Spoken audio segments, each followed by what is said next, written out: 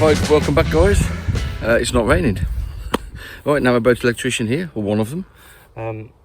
We've got an inverter to fit on a Narrowboat over here. It's got a traditional engine, classic engine, something like that. So in a mid-engine room, so something a little bit different. It's got a little Chinese thing on it, kilowatts or something. Probably produce nowhere near that. That's all coming out. Putting a new Phoenix inverter in, which is just an inverter only, so don't think that was very often. A lot of people go for the multipluses and the combis and things, but yeah, just gonna fire one of those in. Probably take me most of the day, just do it right. He wants all the little bits doing, like for the Webasto cabling or something, so we'll see what that entails as we get on. But right, let's get over to the boat and let's get this inverter hung up, and we'll see where we go from there. Right, here we are in the engine bay. Limited head height as usual in these more traditional boats. Oh, and I can't move my foot in it. There you go.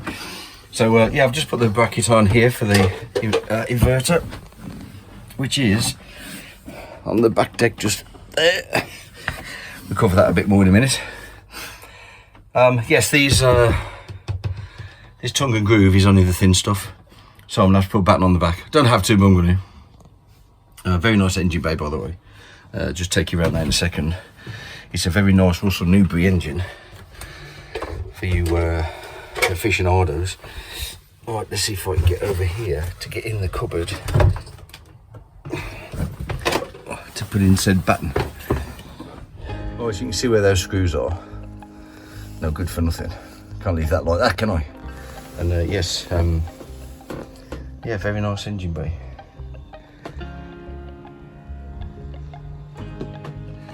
Right, there's the batten on the back there. So it's just a matter of now screwing on the front. That I have put a pilot drill in there as well, so we don't just split that wood wide open.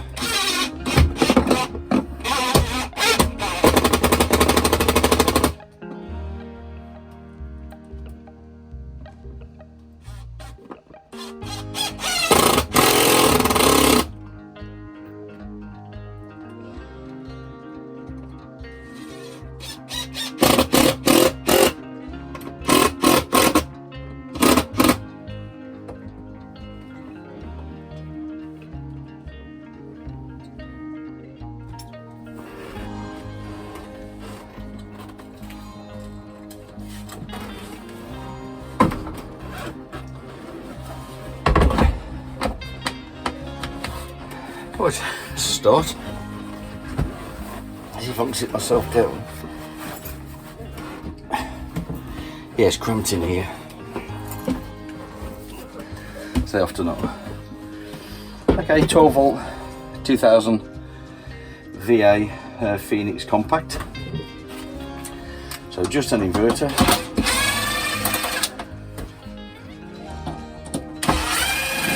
Customer's already got a charging system already, so it doesn't need the combi, and I don't even see it. Let's just move that about a little bit.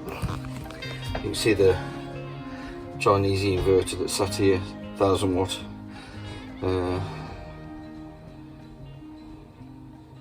Probably not a pure sine wave either. Right, so let's have a look at the connections on here. Right, so there's the positive out, positive in, sorry, negative goes up here. Here's your 230 volts out here, and it just, I'm pretty sure there's a plug on these that I'm going to try and get out. Yeah, there is, that plug there. I'm sure that comes out there, but we'll see. And I've got to pop another couple of screws just here, but I'll put some smaller ones in just to stop that coming off its housing, its hanger. Right, so I'm just going to rip out this existing inverter. Good thing is, it's actually put in correctly. Incorrectly? No, I'm talking to the camera, Rob. Oh, sorry. Yeah, it's actually put in correctly, so you'll be happy with that. So it goes through an isolator and a fuse, which is all proper, and it's the right place, which is always nice. Don't really know why they've got any ferrite well, I forgot what they're called now. I used to use them in industry and stuff, but I don't know why they're on there, but still. Well, that's out. That's on the deck there. Bob's watching me here. Vicky will be disappointed.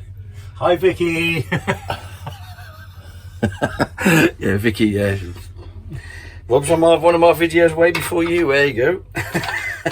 Right, that's out, all out. So we're going to put a socket in here as well for Bob in his engine room. So I've got to split this ring main. In the old inverter, it was just wired in through a plug, but this will go in solid. I'm going to change that cable as well, put a new one in. So other than that, we're getting somewhere. Well, that's service, eh? Not sure about this cup mug, mind. Being English. Anyway.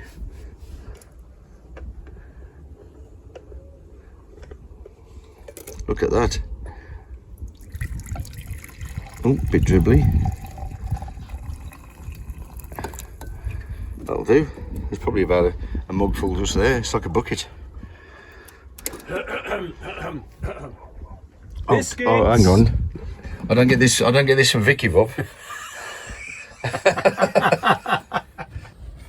What? Working out the hatch. 70mm cable for this inverter. Again, a fuse and an isolator. As close to the batteries as practical, which will be as low on the wall as I can get it. Yeah, hi Vicky. Yeah, so Vicky's one of my subscribers, and she's a bit of a YouTube anorak. Is that okay? Is that okay, Vicky? I was going to use the stalker word, but I don't think I can. Have I just? Anyway, yeah, yeah. Rob and Vicky work together, as I do with them as well. So that's where all that comes from. So one, it's weird. One subscriber, customer trying to outdo the other one with coffee and biscuits. I can just all I can do is benefit from that kind of thing. Right, 70mm cable, 50mm dies, because as I've said before, with stranded cable I always go a size down.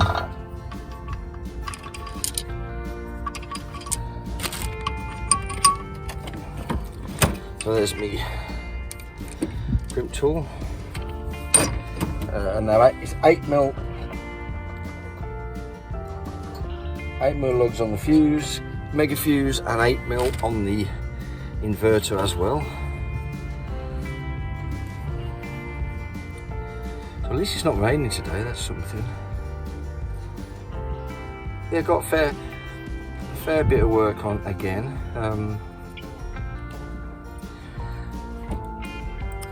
I thought the season might have been slowing down, and at one moment I thought it was. It just takes a couple of getting a couple of phone calls just to change all that.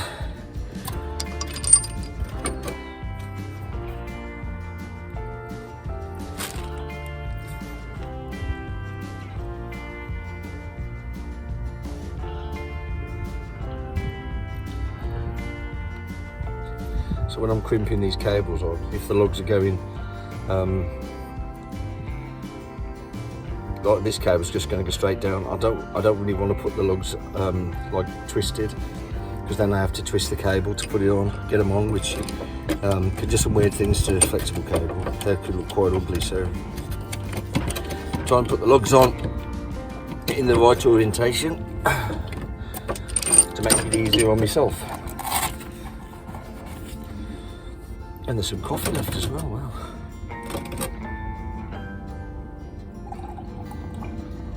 I'm definitely getting spoiled today. Filter coffee.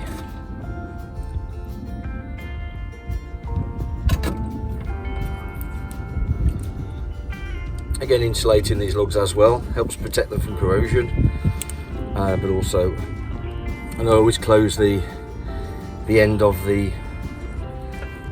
tube as well, like that, as opposed to that, and be very careful. I see it a lot where tape is on the mating face of the lug, and that can, I've seen that so many times where people have over taped them and taped them on that face, and then you tighten them down onto a post and you're really tightening down onto the cable. If you're just neat with it, tape's as good as heat shrink. If I was making them up on a bench, I'd put heat shrink on them, but I'm not, I'm out in the field, so it's a bit more awkward really, and bloody time consuming. And I've said before about the hot work license, insurance and stuff like that. So anyway, let's get this on the inverter.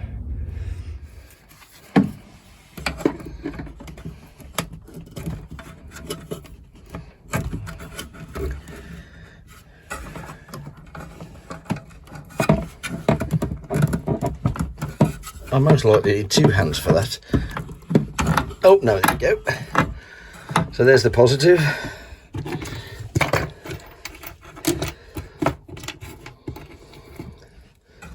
Flat washer and a spring washer on these.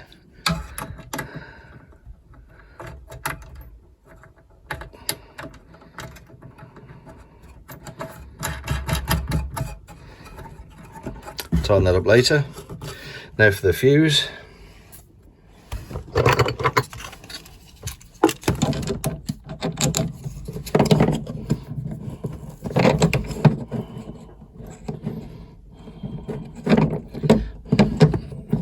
Of course, in this particular installation, very often, in other installations, very often the batteries are a couple of meters away, and that fuse needs to be right near the batteries, as close as practically possible.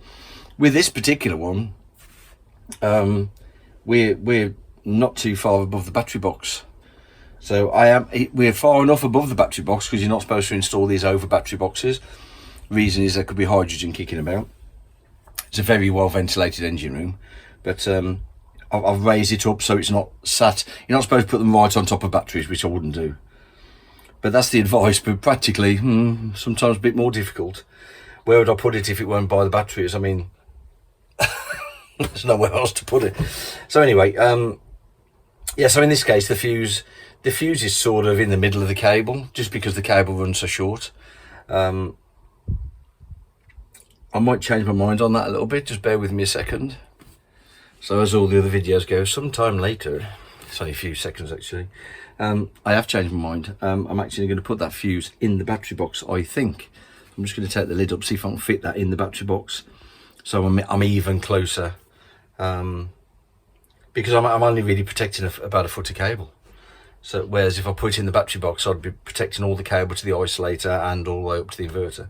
Really short run, so I'm being OTT really, but you know, the fuse should be as near to the batteries as I can get them. So let's try and get them a bit closer. Right, I've just made all those cables up now with the correct sizes. M12s for the isolator, M8s for everything else. So I'll just get them all connected in. Yeah, and I'll put that fuse down in the battery box where I said I was going to, which makes more sense to me.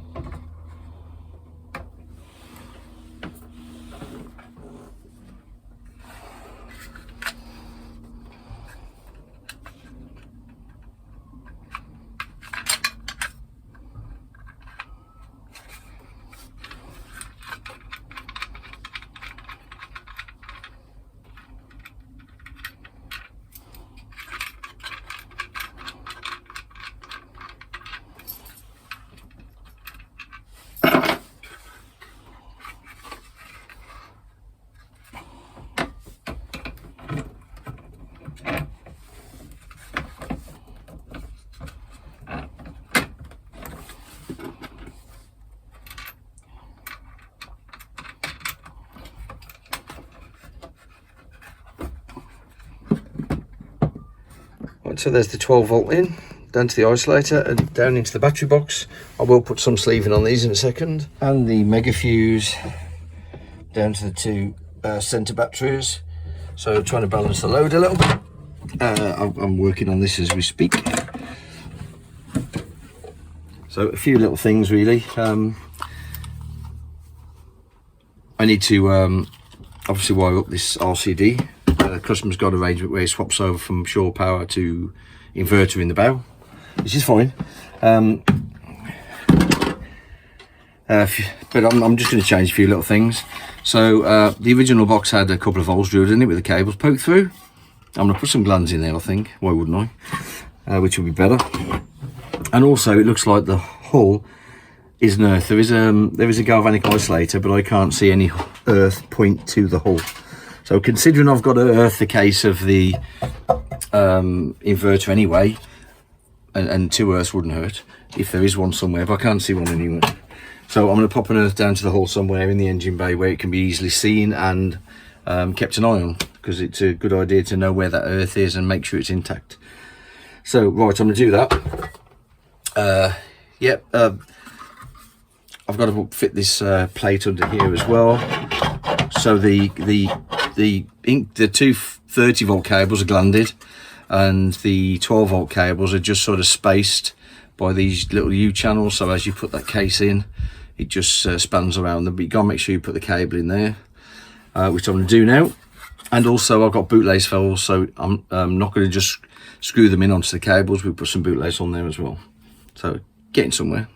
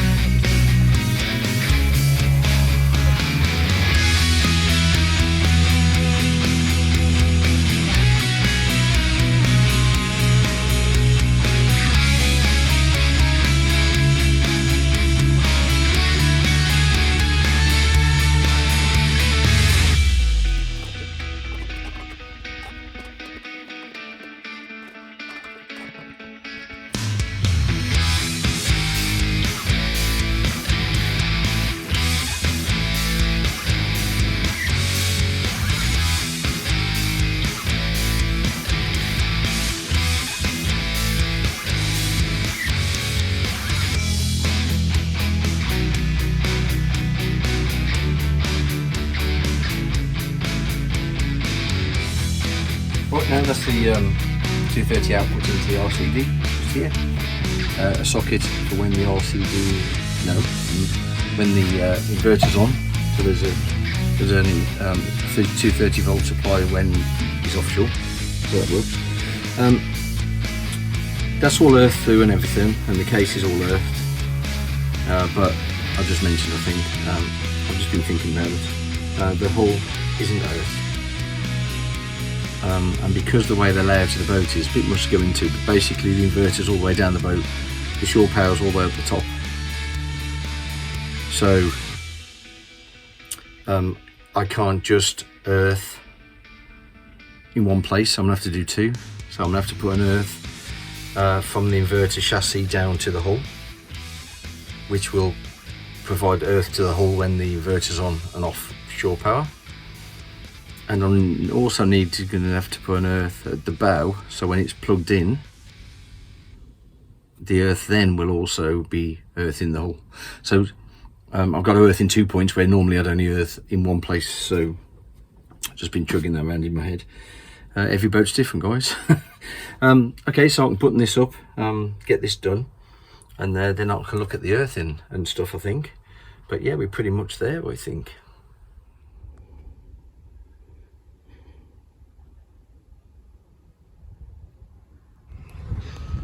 Right guys, that's the end of that. Yeah, some of that I didn't film, sorry. So I was just busy hunting out a hull earth, which I did find at the bow. So when the inverter's on and the shore power is connected, in both scenarios the earth is connected, the hull earth, so that's good. I couldn't really find that, but I did, after a bit of examination, there isn't a bolt through the front bulkhead, so that's okay. Tested the polarity of the inverter, that's all okay. and done the earth checks that I'd normally do anyway. So happy days, job done. Nice gorgeous day, a bit warm, can't complain, so I'm not soaking wet. So right, that'll do guys. I've got to go and have a look at the lithium install over there, and that'll do for today I think. Oh, looks like the other half's back because our bow doors are open. You better be doing the housework.